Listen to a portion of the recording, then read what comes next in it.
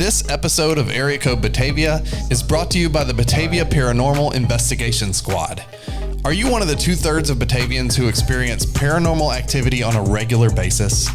Call for a free estimate, 1-800-555-BPIS. Batavia Paranormal Investigation Squad. Spiritual cleansing for the city of energy.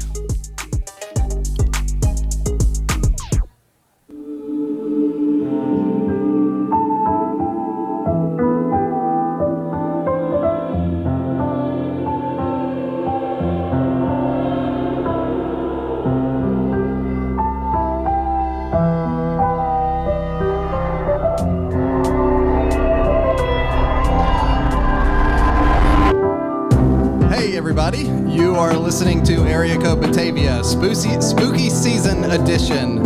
I am your host, Richard Clark. Ask almost anyone.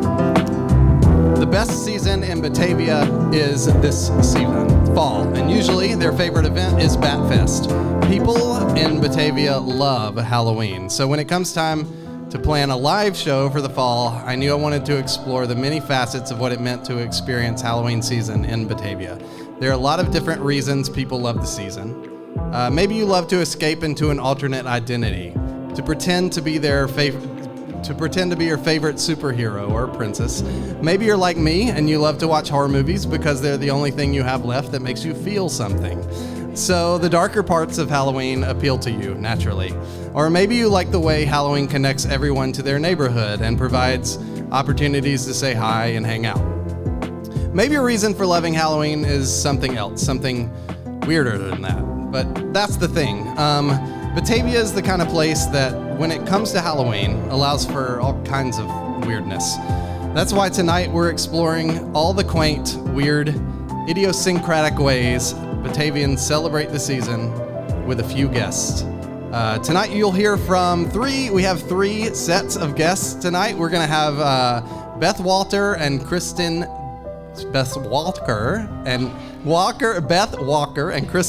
Desler from Main Street Batavia. They're gonna talk about Bat Fest tonight. Give them a hand. Let's get some energy. We have Alexis Swedenbank and Abby Enos. They are from the Batavia Paranormal Investigation Squad, and we'll be talking with them later on. And we have Zach Sage, Midnight on Morton. If you've been to the house on Morton, you know the one. That's Midnight on Morton, well-known Halloween decorator. All right, thank you so much for being here. This is a real honor to have all of you make the time to be here tonight. We are going to start with Beth and Kristen. Beth Walker, Kristen Desler from Main Street Batavia. Give them a round of applause.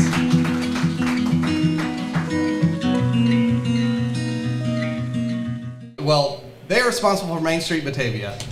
And Bat Fest in particular. That's why we have you here to talk to us. Bat Fest is the thing whenever I ask people, our guests, and I've been making a habit of asking our guests lately, what is your favorite event in Batavia? Usually Bat Fest comes up after saying fall is their favorite season. And so that is one of the primary reasons I wanted to talk to you tonight. Can you tell me, for people who could use a refresher, or maybe you're not from here, tell us what Bat Fest, just describe it, like the look and feel of Bat Fest. So Bat Fest is downtown trick-or-treating. So the businesses hand out candy. We have kids come in their costumes, so it's an opportunity to wear your costume for a second go-around, which is, I think, my kids' favorite part, most kids' favorite part. Collect candy from the downtown businesses, and then we have Peg Bond Center all decked out with a DJ and booths, entertainment booths, so kids can play games and collect candy there as well. And we do a costume contest. We have a pet costume contest. Then around town, we try and do different things. We have a reptile show, a couple different reptile shows at the Congregational Church. And then here at Sturdy Shelter, we have a live bat show where You can come and meet different critters. Last year they had bats and snakes and hedgehogs. It was just a good time. Yeah. Nice. There's so many, like, the eclectic nature of it is what sticks out to me when you're describing it. I mean, a pet competition and then reptiles. And then like just kids and things, like everybody's doing weird stuff, it feels like. It's weird. How do you encourage that? How do you encourage people to just like take ownership and do the thing they want to do? I think one of the nice things about Batavia is you don't have to encourage a lot. People are already really weird, love Richard. it. That's one of the things that we love about ourselves. I think that's one of the things that people love about Batavia. We're just a little bit off the beaten path, and we have a unique, I don't know, what do you want to say? Energy. A unique energy. Well said. What does Batfest mean to you? I mean, I think Batfest is one of my favorite events just because you get to see the diversity of our community. You get to see people from other communities, all ages. We see people without kids coming to Batfest just to enjoy the atmosphere and to check out the costumes and have a good time as well. So I think that it really just brings kind of everyone out, for lack of a better, I do think, and it's kind of like kind of a send-off to the year, where people, you're going to be inside for the rest of the season and people really come out. I think that one of the things that we always say that so many of our events are weather dependent, but Batfest is one of those things, like it can be raining and there'll be thousands of people out and about. And I really love that about Batavians and our dedication to being out in the community. So it's just a real feel good. Do you feel like that thing where no matter what the weather, it still happens? Is that true for other events in the same way? And why not, if so? I would say yes and no. I mean, we are very fortunate that at our events, we have some diehard people that love them and will come regardless. I'm thinking of Cocktails in the Park a few years ago where it was pouring rain minutes before the event, and people came just soaking wet and had fun anyway. I think that even made it more fun. I think people who were there and the camaraderie that it produced. But I do think that translates into Batfest as well. And I think there's something, I don't know, kind of like hearty about Batavians, about we're going to go out and we're going to have a good time regardless. Yeah. Has it snowed in the recent past? Their own Batfest? Because I know it snowed on Halloween. That's a thing, but it's been a couple years since. I started at Main Street in 2019, and that was the last bad weather year. I'd like to say it's a good omen for me, but whatever. All right. Well, let's hope. Yeah, absolutely. Should be fine. When it comes to a sense of belonging, what do you think Batfest does to contribute to or impact that sense that a Batavian would have, maybe even like a newcomer, on their sense of like, oh, okay, this is a place like I could be a part of, I belong here?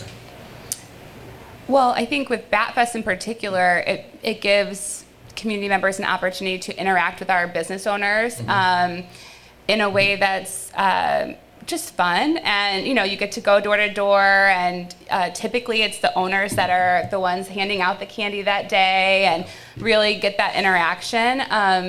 So I think from that side of it, it's just a unique opportunity to see your business owners in that way.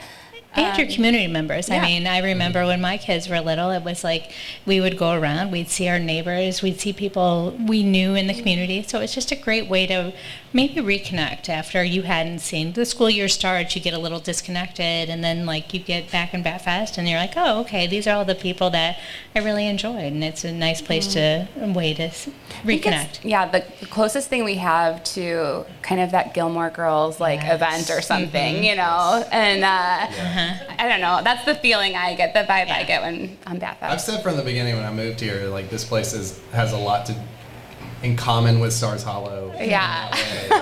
Down to the fact that there are people that are strange and doing strange things. And it stands out, But I like that. And I do think Batfest feels like the place where that is most evident. Yes, definitely. The point you made about reconnecting in after the beginning of the school year also resonates with me. Yeah. Because I think whether you have kids or not, this time is busy. Yeah. And Halloween is like a nice, forces you to stop and say whatever, hey, to people. Yeah. And it's also our send-off to the outdoor market. So it's our last outdoor market of the season, moves from River Street to Houston Street. And I always love that part of Bat Fest too. It's just like that final outdoor market of the season. And it's, just love it. It gives all the fall vibes. I mean, I think everything that somebody would want out of fall, that it just encapsulates that every feel good you could imagine. Speaking of feel good, this is a Halloween podcast. So we're going to talk about fear. Yeah. Oh. What is the thing that keeps you up at night on the night before Bat Fest? Well, I mean, every fear you have when you're running an event, like nobody shows. Like, isn't that the fear of everything? Yes. Yeah. I mean, for Bat Fest, Susie Ray being sick, our staff, our amazing staff that helps us put that event together, not being there. We did have a sick staff member one year, and she still came and dropped stuff off and then left. And yeah, we are a small organization, but mighty. So, there's only 4 of us, so if someone goes down, the team is down. 25% down. Yes. Yeah. So that would be my fear, I think. What would that mean? If 25% of you down, how are we going to see that? You're not. Yeah. We'll never let you see. You're a little bit more stressed. Yeah, exactly. Yeah. You never knew when Kathy was down, right? Yeah. Nice. Yeah. What is one thing, and this is a question I'm asking everyone, so be ready. What is one thing you hope never changes about Batavia? Oh my gosh, the way that we love our community. I think Batavia is so incredibly special in the way that, I mean, we say it all the time, Batavia loves Batavia. I think, I don't know, it just makes me feel so proud to be a Batavian, and I think we're lucky. And I think as we continue to grow, we are very fortunate. We work with a lot of other Main Street communities and communities nationwide, and I think the thing that we have that is really unique to Batavia is the fact that our small business community is so connected and collaborative, and a lot of other towns don't have that, and I do think that's the backbone for everything that we do as Main Street. I would agree.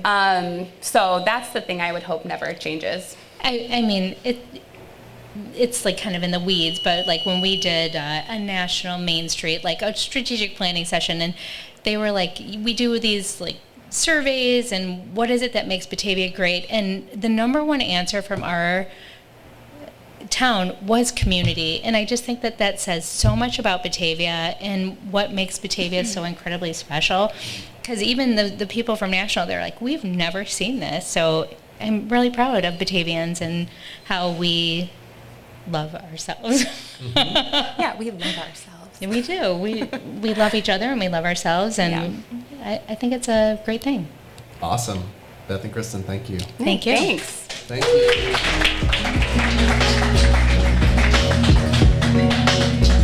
Our next guest is Alexa and Abby from the Batavia Paranormal Investigation Squad, and for this, we're going to have a little change of pace.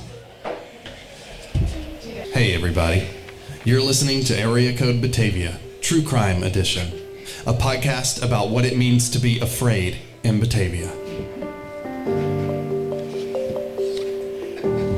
I'm your host, Richard Clark.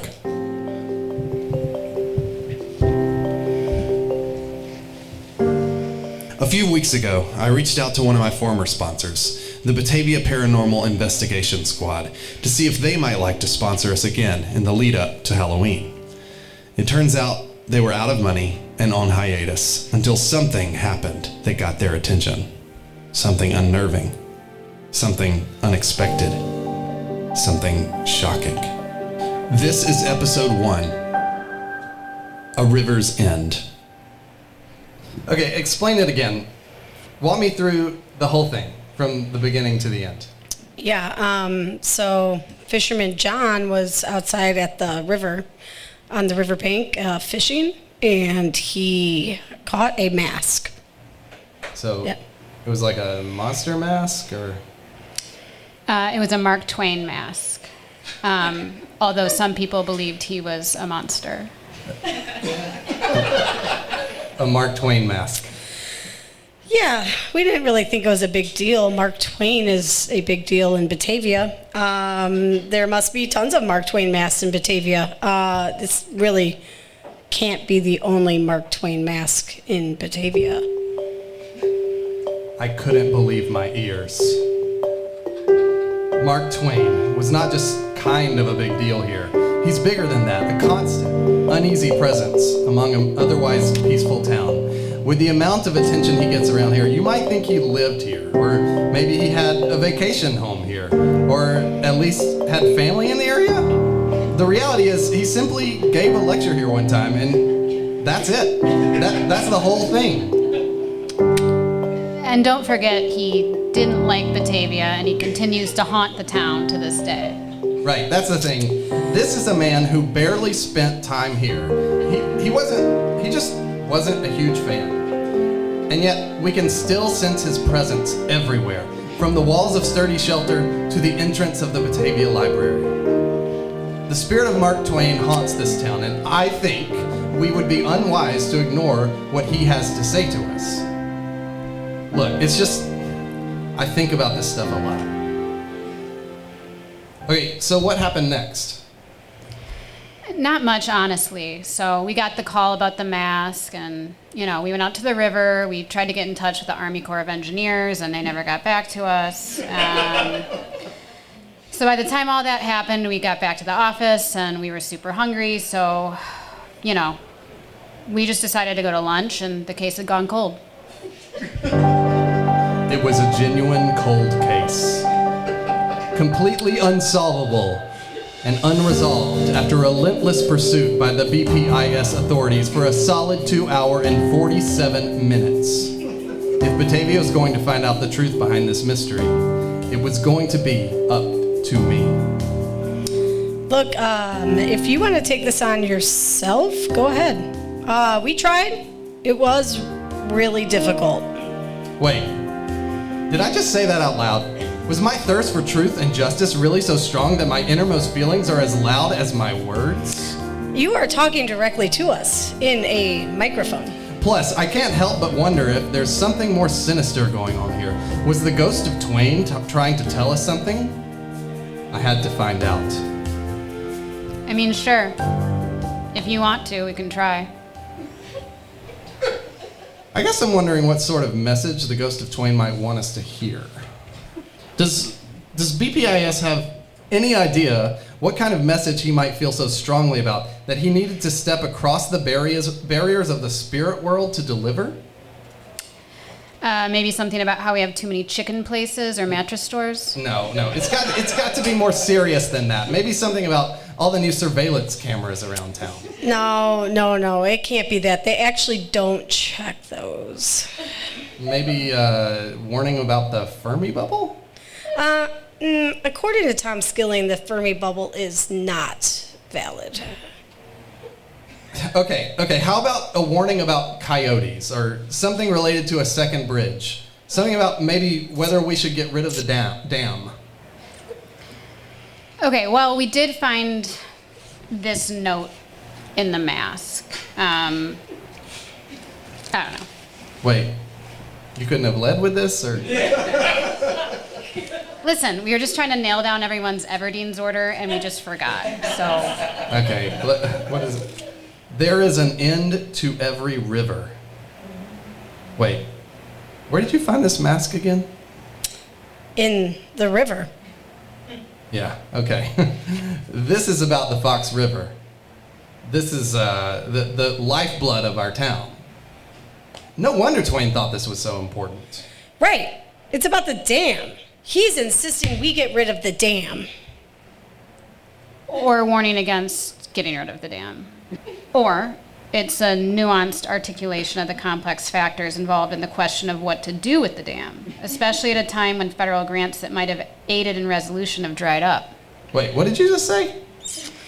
a nuanced articulation of the complex factors. No. The last few words.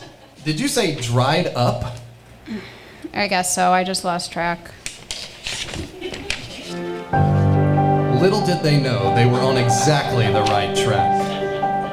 There is an end to every river. It was not just a riddle. It was a categorically untrue statement. Ask any geographer and they'll tell you that every river leads to an ocean or a lake. Rivers don't just end, unless, of course, they dry up. I couldn't believe my ears. Maybe Twain was concerned about the dam's role in the proper flow of water. Or maybe it was a prophecy, a clear-as-day articulation of future trouble. Could this be the moment Mark Twain finally took off the mask and said what he really thought about Batavia, Illinois? Could Twain be warning against progress? Was this an articulate omen pointing to the inevitable end result of an endlessly thirsty technological landmark? Could Mark Twain be warning us about some kind of closed-loop water system with unforeseen consequences? After all, Mark Twain once said, "Whiskey is for drinking, water is for fighting over." Maybe old Mark saw danger on the horizon that we didn't. I was desperate to know, so I had to ask. Could Twain be warning against progress? Yeah. Was his... We heard your questions already. Oh. Right, okay. Maybe the mask wasn't about ghosts at all. Maybe it was about us, the people draining rivers to fuel digital dreams. Maybe the end of the river isn't a place. It's a warning. Anyway, if anyone has any tips or leads on this mask we found, we are super stumped. Let us know by calling 1-800-555-BPIS, and if not, we'll probably just ask ChatGPT what to do. So, thanks. Thank you. This has been Area Code True Crime Edition. You can find out what happens next on October 26th at the Sturdy Shelter Homemade Horror Show. Thank you.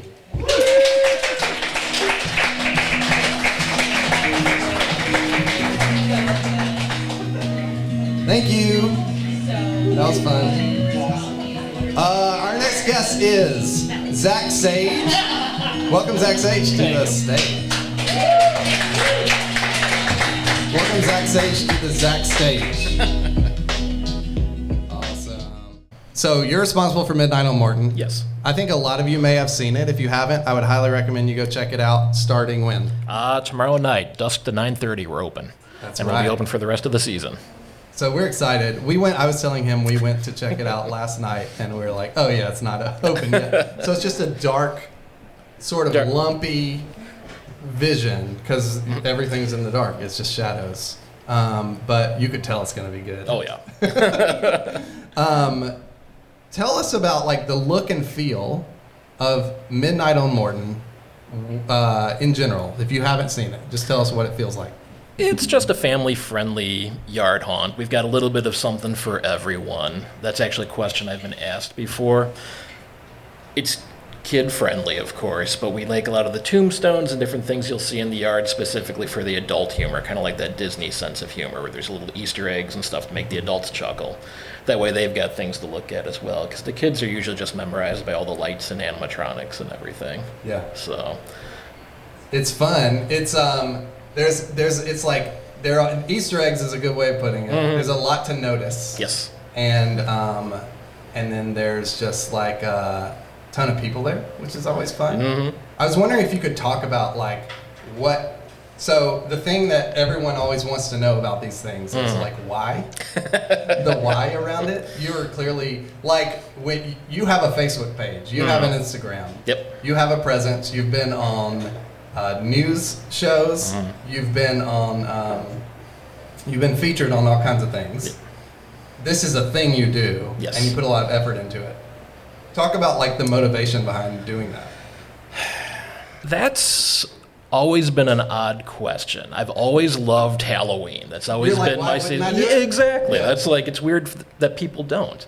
I've always loved the fall. I've always loved Halloween, and I know that's kind of a cop-out answer because most people do. It was probably about 2014. My wife and I were out and about, and we stumbled across Canyon Trail Cemetery and Carroll Stream. They're massive yard haunt, probably about 2-3 times the size of ours, and even more elaborate. And they're part of the group called the Chicago Haunt Builders. And that's really what kind of sparked the interest, is seeing this and then asking questions and finding different haunt builders. They have a list. We have it posted at our haunt as well. Yeah. And just starting to hang around that group and learn how to build these things. And it's just fun being able to create. You come up with an idea in your head.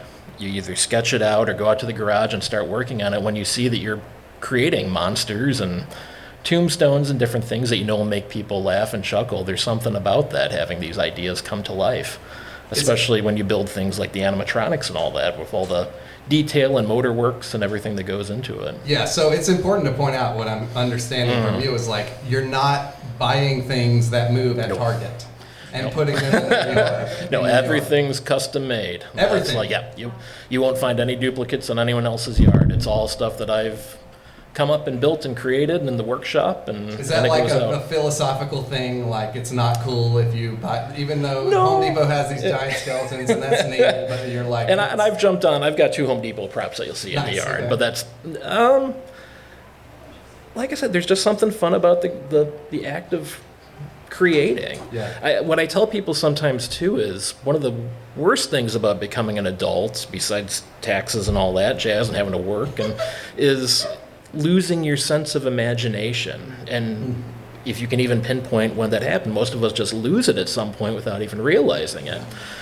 And like I said, when we stumbled across Canyon Trail all those years ago, I don't know why, but it just ignited like a fire in me. Like, I want to do this for some reason.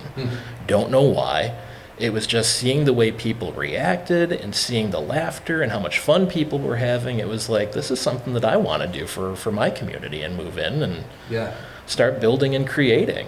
Was that initial exposure, was it to a community as well? Were you sort of introduced to that community? And, yep. Okay. And it's a whole, especially the Chicago Haunt Builders, it's an entire community. Yeah. When we originally joined the group back in 2017, 2018, around there were only about 160 of us.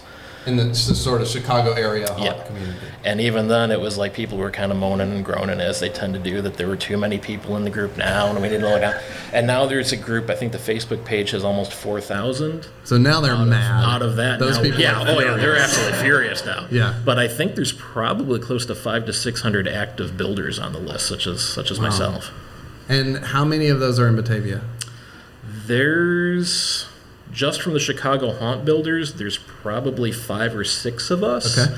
But there's so many other people in town that just go all out, which I absolutely love. And do you guys have a thing you get together? You guys have a meeting? I've the Haunt Builders, we do actually. They're called Make and Takes. We'll get together and usually we'll pick a prop that everybody wants to build or has been giving people trouble, and you buy in and bring your stuff there, and we all just kind of build together. And if you run across a stumbling point, you can go ahead and pick brains, and no pun intended with zombie references, but right. No, it's a whole community and group there.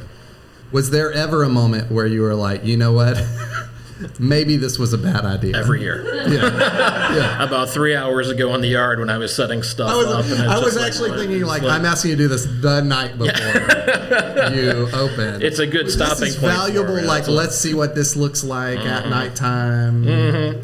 Perfecting things, so I appreciate it. Absolutely, thank you. So you legitimately question it every year? Oh yeah, every year. Yeah. Do you and your wife have like the talk every year of like, are we Yeah, that's like. So you were telling me before we started that you guys took last year off. Yeah, we just needed a break from it. Okay. So after this is our 9th year.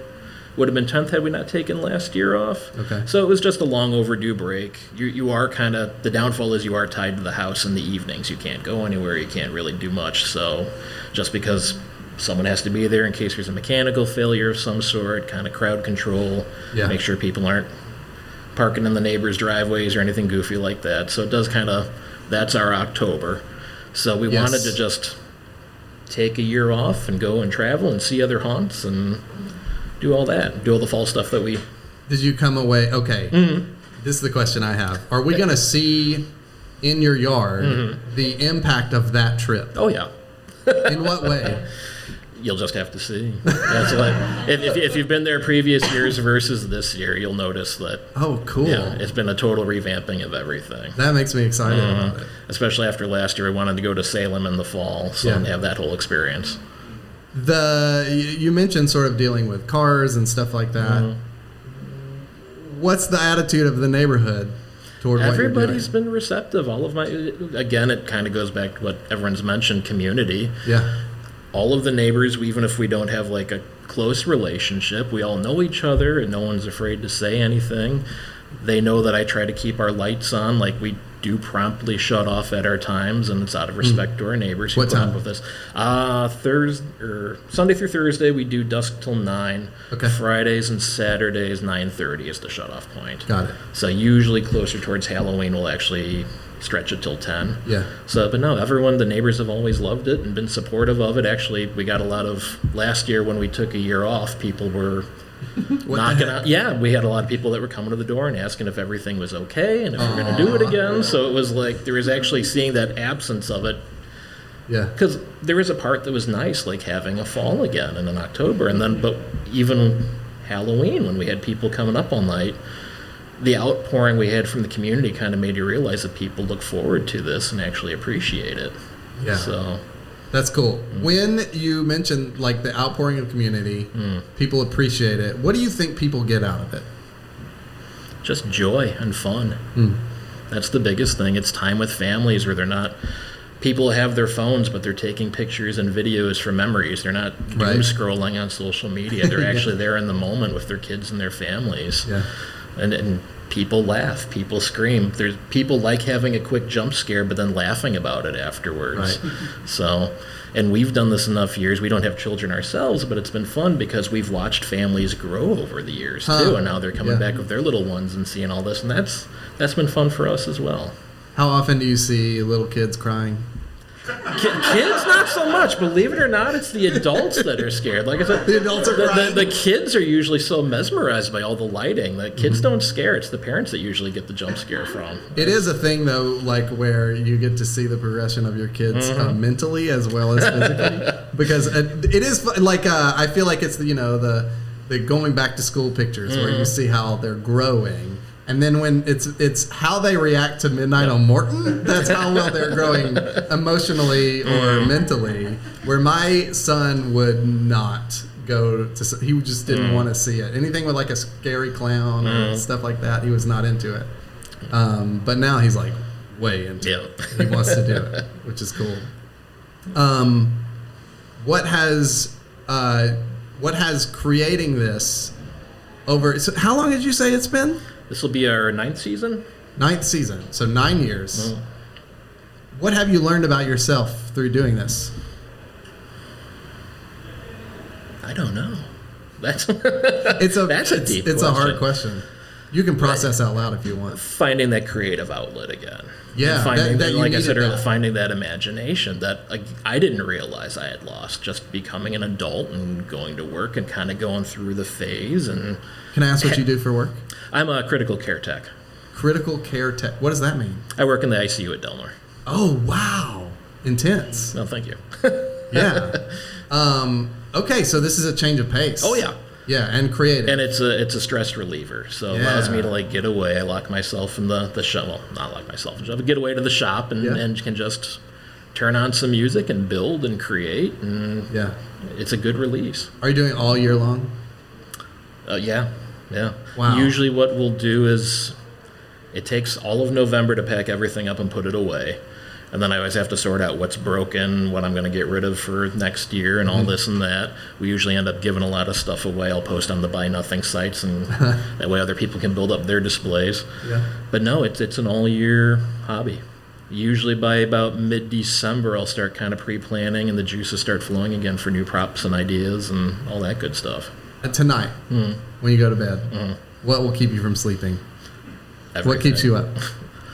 Will the lighting work? Will my props work tomorrow? I test drone and everything this afternoon, and everything was working great. And guarantee something will not work tomorrow. And it's one of those things that most people, people don't notice. What they don't know doesn't supposed to work, but it will drive me nuts all night long. So just because I feel like just that one little part, I like giving people the show and knowing that they're missing just one little aspect that might even not notice. That drives me nuts, knowing that could have been something they could have saw. Yeah. So. Because I think to us, a lot of times we see it and we think of it as just like, here's a thing, here's a thing, here's a thing. Mm-hmm. But it sounds like for you, it's a coherent. It's all one it big all fits. scene. Yeah. It's kind of like being a director of a movie. My front yard is my set. These are my actors, all of my props and everything, and I tell a story with it every year. Yeah. So and that's why I make enough small changes here and there every year. This year will be the biggest change from our last because we had that year off. But it's a way of storytelling for people. Yeah. And that people look forward to it every year. When I go and look at stuff like this, I always try and figure out, or I always wonder, what is the owner of this house doing right now? In other words, I'm like, am I being watched by them? I know that your camera's watching me. No. The signs are very clear. There's a camera watching me. But are you looking out of the window the whole time? I'm actually usually out in the yard most nights. Okay, Either in costume for scares, Okay, yeah. or I've got a little area that I kind of built where I can sit and I can just keep eyes on all the props and just make sure that everything's working properly and there aren't any breakdowns. And that way, people don't see me, so I'm not distracting from the actual scene or anything, but I can keep eyes and make sure that nothing breaks down and all that good stuff. And you've been in Batavia for how long? 2017 we moved. Yeah, since 2017. So 18 years, something. Why? I'm bad at math. That was really bad. Sorry. So 75 years? 8 years, 9 years somewhere. Yeah. How many years is that? 8. Thank you. 8 years. Wait, didn't you say you've been doing this for 9? Might have been 8. Okay. Or 7 if the I caught you in a lie. I'm bad at math too. So you moved here and started doing this? Very first year we moved in. Oh, okay. So this is opening up a whole other thing I want to ask about. That must have helped you a lot with like feeling more connected to this community. Oh, absolutely. You moved here from where? We lived in Elgin. Okay. And so you moved here and you did this thing and you made all these connections probably. Well, in the very first year was we did all the store-bought stuff, just like Dollar Store and Home Depot and all that. So it was just very small. And that's when I was like, because our house is over 100 years old, and while the previous homeowners took care of it, it was one of those where we had to put a lot of time and have a lot of things that we had to update, so I didn't have time to build or create stuff on my own. So that first year it was all store-bought. And then when we finally got to a point with the house where I could just dive in, I went head first in, as you can see, and it's been nonstop ever since. Awesome. So Midnight on Morton actually started in 2018, but 2017 was actually the beginning of it. Okay, cool. Very cool. What is one thing you hope never changes about Batavia? Just the community outpouring that we have where we support things and each other, everything that everyone had said earlier. Yeah. So even last year on Halloween night when just handing out candy, the people that were just worried that we were done and weren't going to come back and it was just such genuine reactions from people. Despite being a small city, it has kind of a small town feel to it. And there's something to be said about that. Neighbors actually still talk to each other and communicate with each other. And that's rare. Give a hand for Zach Sage.